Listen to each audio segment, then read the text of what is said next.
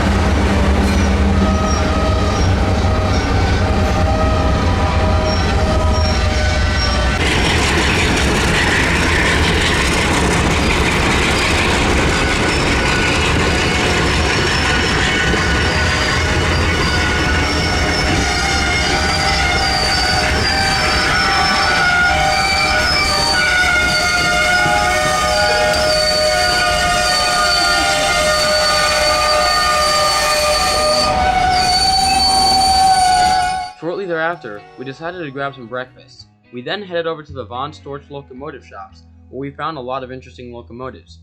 Included were 3 ALCO RS3s, with one being painted in the Central Railroad of New Jersey scheme, an ALCO C425 in the EL scheme, 2 ALCO C420s, with one painted in the Lehigh Valley scheme, a former Western New York and Pennsylvania M636, and a lot more.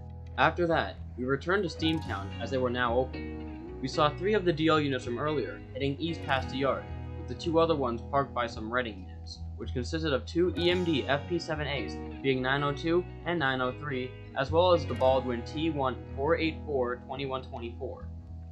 We then made our way into the roundhouse, where we saw Illinois Central ALCO 280 number 790, the oldest steam locomotive in the Steamtown collection, as well as 2 switcher-type steam locos. At the bays, we saw even more locomotives, including Nickel Plate Road 759, a Lima 284 Berkshire. Next to it was Grand Trunk Western 6039, a Baldwin 482 Mountain. Next up was Delaware Lackawanna and Western 565, an ALCO 260 Mulgo. Next in line was Canadian Pacific 2317, an MLW 462 G3C Pacific, followed by Canadian National 3254, a CLC 282 S1B Mikado. Next was Baldwin Locomotive Works 26, an 060 Switcher. Next was DLW 426, an EMD SC Switcher. We also got some photos from Steamtown's yard, which is accessible to the park visitors via pathways. We saw some interesting equipment, including a Lehigh Valley EMD SW1, a Reading ALCO RS3, and a lot of other interesting equipment coming from many different railroads across the country. I also managed to get this breathtaking shot of a bunch of the units sitting in the area. The DL units that went east earlier had made their way back with a train bound for Norfolk Southern's Taylor Yard, which is where we were heading next. Here they are pulling out of the yard as smoke fills the air from these older diesels.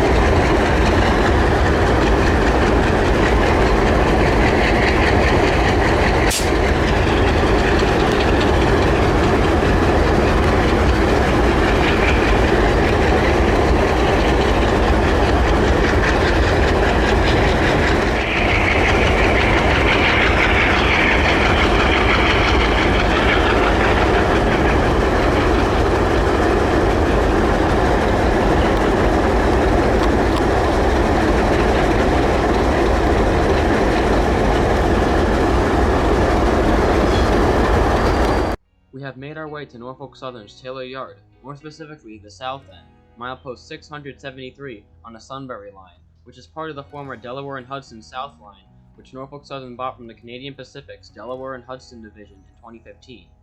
We arrived knowing that a few trains were on the way, those being Manifest 11Z and local K81. A little while in waiting, we heard a K5LA in the distance, which we immediately knew was K81. About 5 minutes later, here they came heading north into the yard, with an SD40E on point.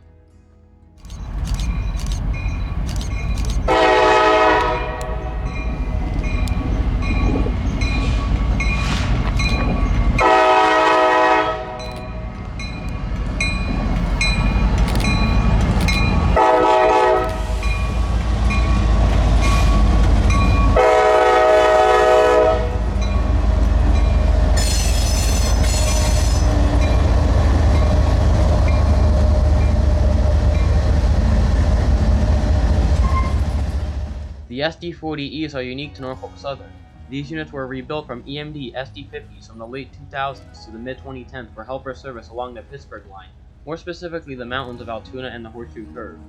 These units received several upgrades, including a rebuilt 16-645 prime mover, EM2000 microprocessors, new electrical, and a refurbished cab, as well as a helper link, which allows them to couple and uncouple in motion. In 2020, the SD40Es were replaced with SD70 ACUs, another rebuild on the NS roster. The ACUs were equipped with helper link, and the 40Es had theirs removed. They were redistributed to yard and local service across the Norfolk Southern system. While their time on the Pittsburgh line may be over, they seemingly still have some time left elsewhere, but with NS phasing out older EMDs, it is uncertain how much longer these units have.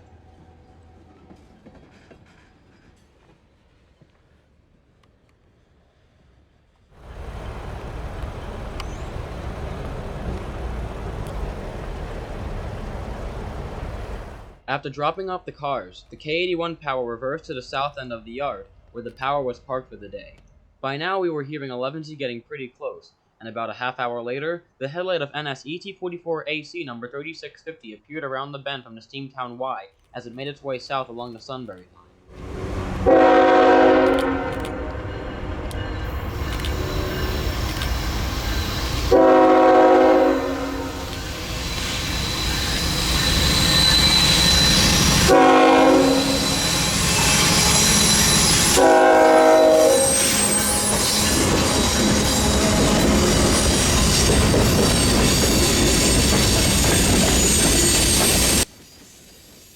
11Z is a daily manifest train, which runs from Binghamton, New York to Roanoke, Virginia. Today's train had just over 100 cars, and 3 units total, with 2 units up front, with 1 unit as the mid-train DPU, with all units facing forward, which railfans have given the nickname Elephant Style.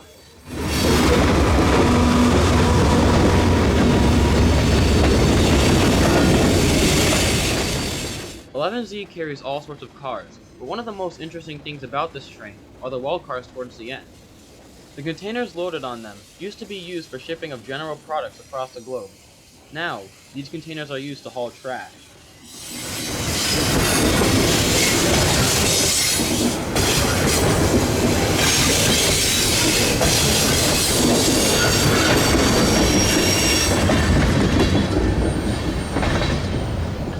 After 11Z cleared, we were getting ready to head back home.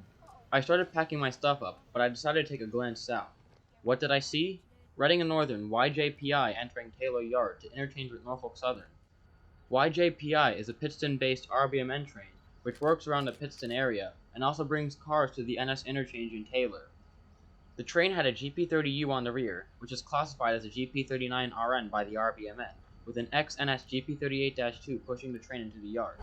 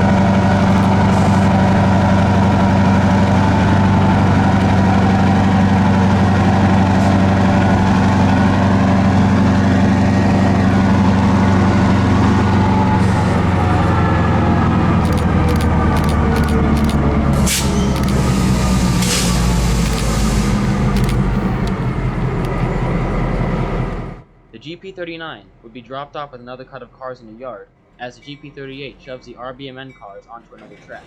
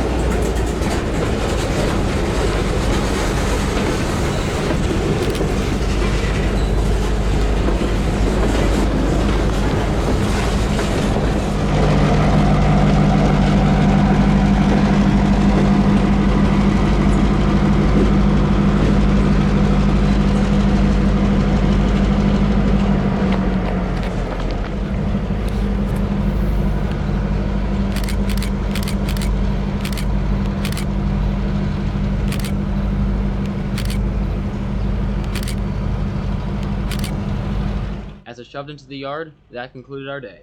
I hope you enjoyed this video. Stay tuned for more railroading content from the Northeast and points beyond. Thanks for watching.